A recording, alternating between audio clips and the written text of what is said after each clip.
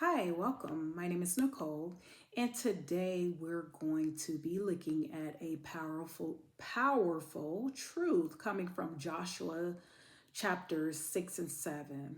And so I just want to point out because, many of us deal with this, and some of us are currently dealing with this, but hindrances.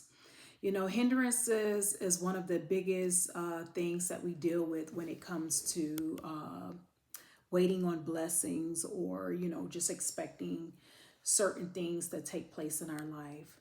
And sometimes we get caught up thinking that the hindrance is because we're not fasting or praying hard enough.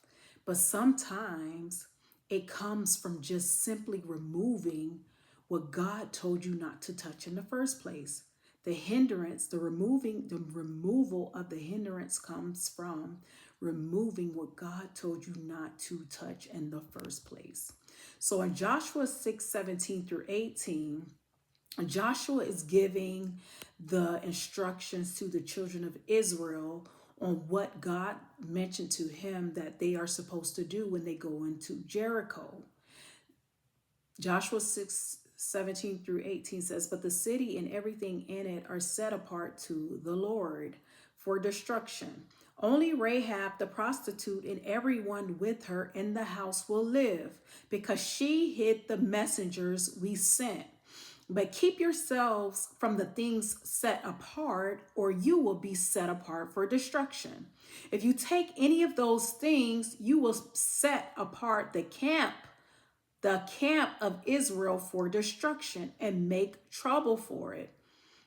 So these were the instructions that were given by the Lord to Joshua and then Joshua to the children of Israel, that when they go into Jericho, they weren't to touch anything except for what God told them, but everything else was set apart for destruction.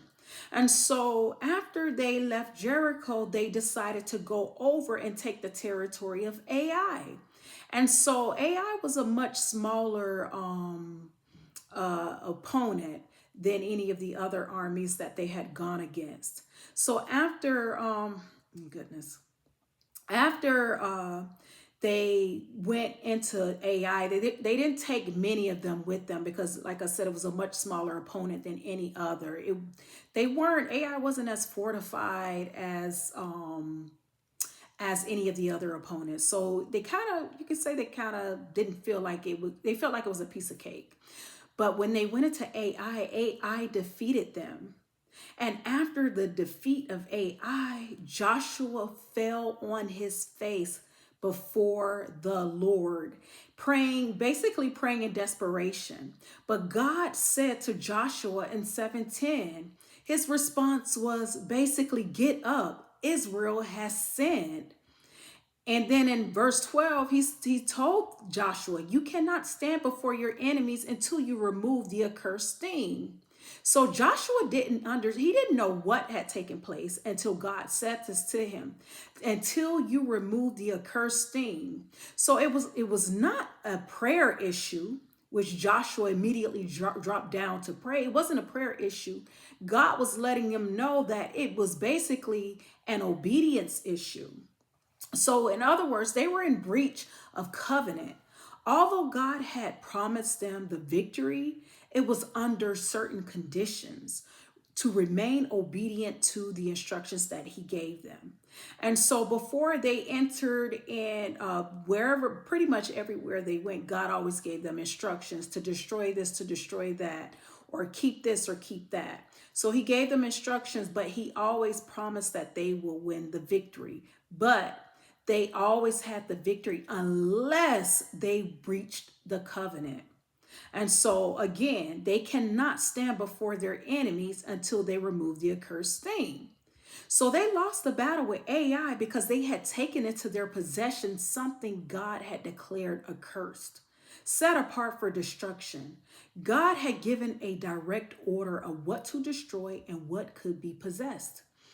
In Joshua 7:13, it says, "Go and consecrate the people." So God was telling Joshua this was the next step. after he found out that someone in the camp had taken something from Jericho, and that is what caused them to be defeated in Ai. So now God is saying, go and consecrate the people. Tell them to consecrate themselves for tomorrow. This is what the Lord, the God of Israel, says. There are things that are set apart among you, Israel. You would not be able to stand against your enemies until you remove what is set apart. So drop down to verse 15, where God gave instruction on how to close the breach of the covenant. The one who is caught with the things set apart must be burned, along with everything he has, because he has violated the Lord's covenant and committed an outrage in Israel. So they found out that it was Achan, one of the Israelites, that had taken from Jericho what God had commanded them to destroy. And because of that, the entire nation suffered. So this is a sobering truth. What have you taken possession of, or in many cases, who or what have you connected to, can affect what you walk into. When God sets something apart for destruction, let it go. And many of you can relate to this. If God separates you from a relationship, an environment, or habit that is spiritually toxic, your continued connection to it pulls you down with it. And this is why some people experience delayed promises, lack of growth, constant warfare, stagnation, missed breakthroughs, not because God is withholding blessings, but because you are in disobedience. You are still attached to something God has told you to walk away from. And so let's look at Lot in the book of Genesis. Lot was Abraham's cousin. He wasn't wicked like the people of Sodom and Gomorrah. Now, Lot, when the land where Abraham and Lot were living, it was too small to hold the both of them. So Lot went one way and Abraham went another. And Lot went to Sodom and Gomorrah. And so Sodom and Gomorrah was known for a lot of sexual impurity and sexual immorality. And so God judged them. And so when the judgment came upon them, Lot was there in Sodom and Gomorrah. So he wasn't wicked like the people of Sodom and Gomorrah, but because he lived near them, he was about to get swept up in that judgment until God pulled him out. So, your proximity matters, your connections matter. Just because you aren't the problem doesn't mean you won't feel the consequences of who or what you stay connected to. You could be doing everything right, but if you're connected to things or people that God has told you to step away from, to move away from, to come out from amongst them, and you're still there, you will be caught up in their judgment. And it has a lot to do with your lack of obedience. And so we have to understand that only God decides what is blessed or cursed. We don't get to decide what's safe to hold on to. We don't determine what is clean or unclean. We don't decide what is not that bad. God does.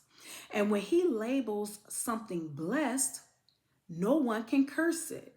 But when he labels something accursed, no one can save it.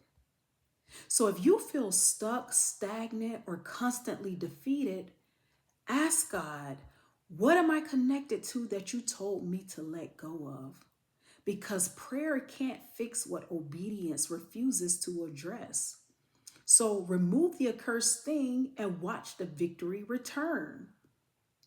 So whatever it is that God has told you to get rid of, to set yourself apart from, again, whether it's an environment, whether it's a person, whether it's a situation, whatever it is, if you continue to remain connected to that thing, you will be caught up in whatever whatever punishment or judgment that thing is going on with that thing. So if that thing is set apart for destruction, you will be caught up in it. And so again, something so simple as just removing yourself from it. If God told you to get up and move somewhere, something so simple, just get up and move. If God told you to, you know, get rid of something or stop doing something or whatever it is, something so simple, just an action, an action, an act of obedience can remove the blockage. So where you may have been fasting and praying for months, and the whole entire time it was just that instruction that God gave you to do, and you just really didn't want to do it, or you didn't feel like it was nothing, it wasn't really anything bad, so you decided to hold on to it, or you decided to stay there, where that, well, that could be the very thing that is causing a stagnation in your life. So I pray that this message will set some people free and maybe set some blessings free. Until next time, you have a good